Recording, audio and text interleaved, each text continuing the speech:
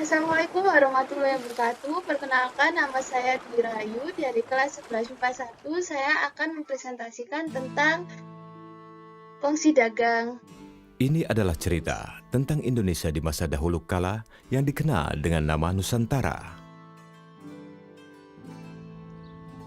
Sejak zaman lampau, Nusantara telah dikenal sebagai daerah penghasil rempah-rempah, komoditi utama dalam perdagangan internasional di masa itu. Rempah-rempah telah lama digunakan penduduk Nusantara dan bangsa lain seperti bangsa Arab, India, Cina, dan Eropa untuk obat-obatan, sebagai bumbu masakan, dan pengawet makanan.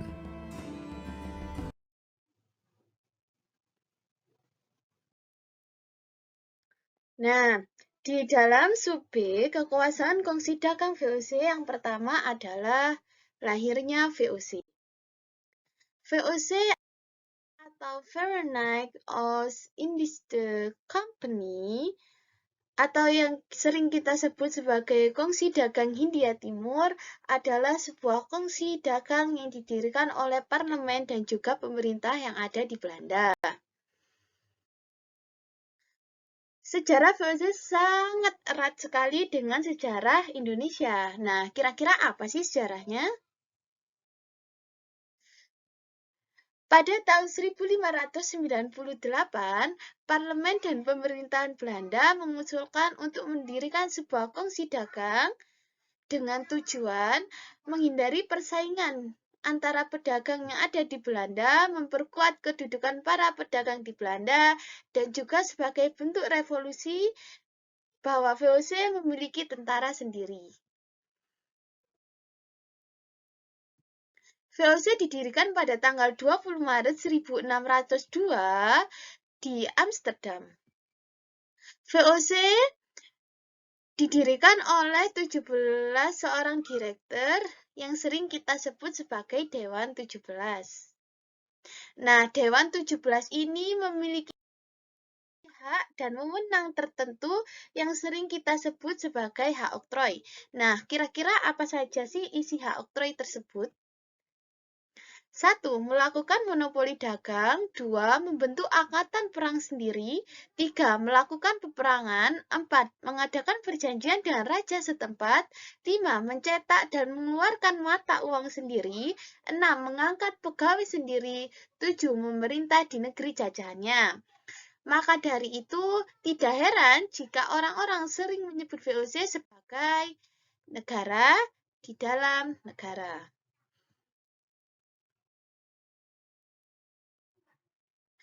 Di dalam VOC ada sebuah jabatan baru yang kita sebut dengan Gubernur Jenderal. Nah, Gubernur Jenderal VOC yang pertama bernama dengan Peter Bot.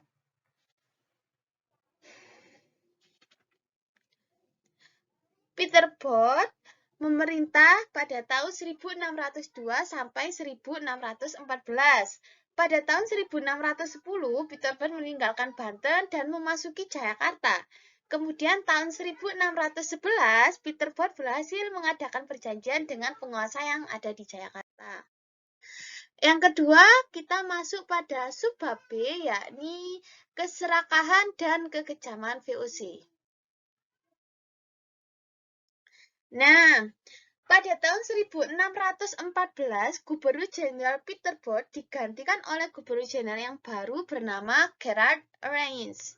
Nah, Gubernur Jenderal Gerard Reyns memerintah pada tahun 1614 sampai 1615.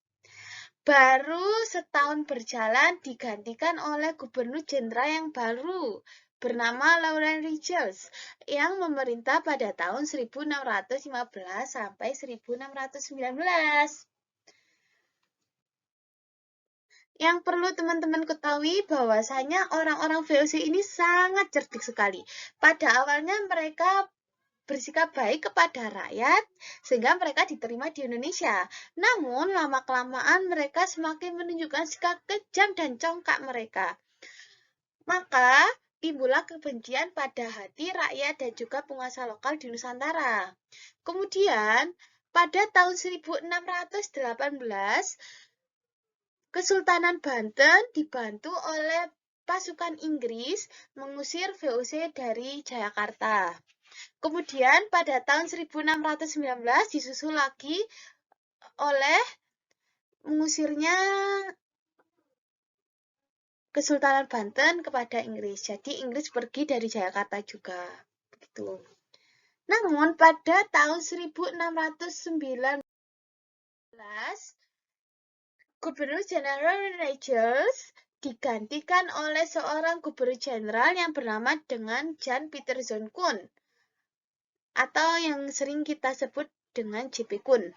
Nah, Gubernur Jenderal Pieterszoon Koen merupakan gubernur jenderal yang dikenal dengan seorang gubernur yang sangat kejam, ambisius, juga berani.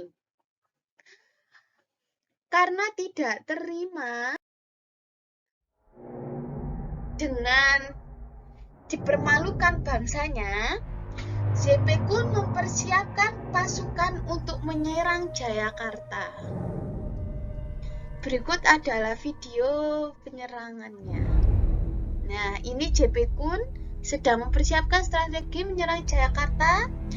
Kemudian dengan membawa 18 armada laut kapalnya, dia mengepung Jayakarta.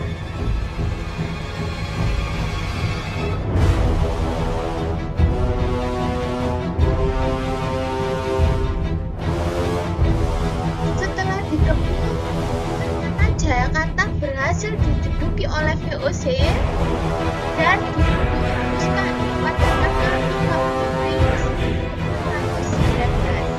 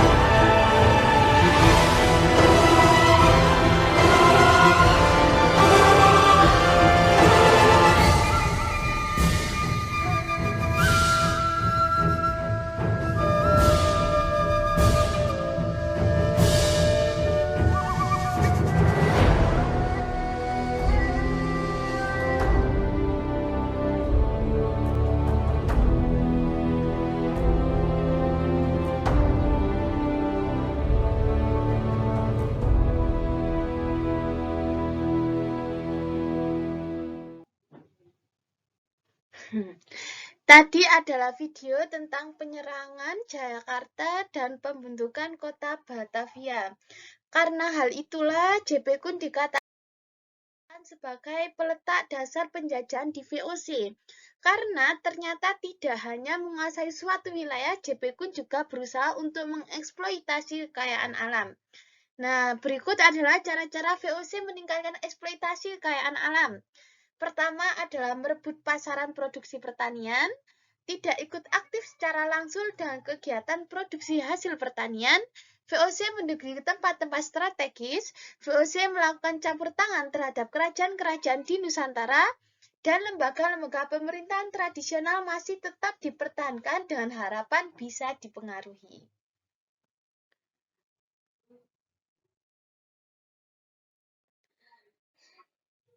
Kemudian, setelah berhasil dibangunnya Batavia, pada tahun 1623, Gubernur Jenderal Pieterszoon diganti oleh Pieter de Carpentiers. Ia menyerahkan kekuasaannya kepada Gubernur Jenderal yang baru, tapi JP Koen diminta kembali ke Batavia. Akhirnya, pada tahun 1627, JP Koen kembali dan diangkat kembali menjadi Gubernur Jenderal. Jepekon semakin congkak dan kejam sekali. Berbagai bentuk tindak kekerasan, tipu muslihat, dan politik divide et impera dilakukan. Nah, politik divide et impera adalah politik adu domba. Contohnya, ketika Raja Pakubuwono II sedang sakit-sakitan, ia dipaksa untuk menandatangani penyerahan kekuasaan Mataram Islam kepada VOC. Wah, kejam sekali ya, teman-teman. Tidak hanya itu, untuk memperkokoh kedudukannya di Indonesia bagian barat, VOC menguasai hampir seluruh di Indonesia. Pertama, ia menguasai Aceh, kemudian ia menuju ke bagian timur sampai ke Iran atau Papua, hingga ke Pulau Tidore dan juga Ternate. Nah, akibat dari meluasnya juga banyaknya harta yang dimiliki VOC itu menyebabkan pengawasan yang juga cukup sulit. Nah, pada ketiga ini saya akan menjelaskan tentang VOC yang gulung tikar.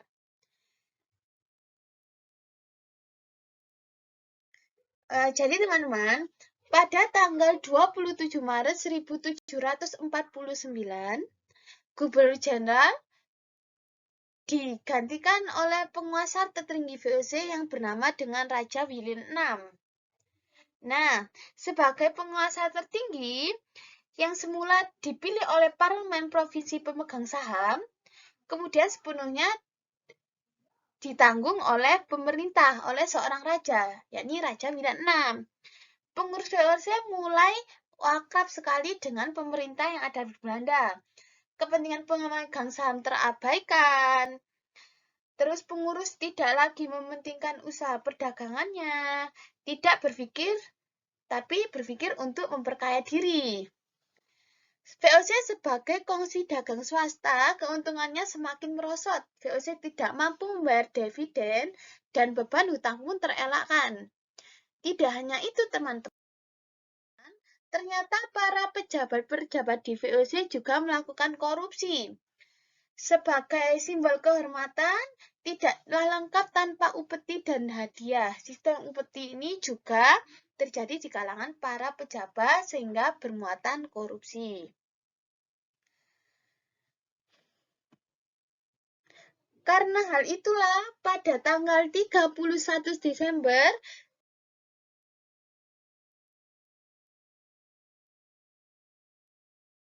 1799 VOC dinyatakan dibubarkan. Semua hutang piutang VOC diambil alih oleh pemerintah Belanda. Gubernur Jenderal VOC yang terakhir, Van Overstraten, masih harus bertanggung jawab tentang keadaan di Hindia Belanda. Nah, teman-teman, jadi itulah penjelasan singkat saya tentang kongsi dagang VOC. Jika ada kurang lebihnya mohon maaf. Wassalamualaikum warahmatullahi wabarakatuh. Terima kasih.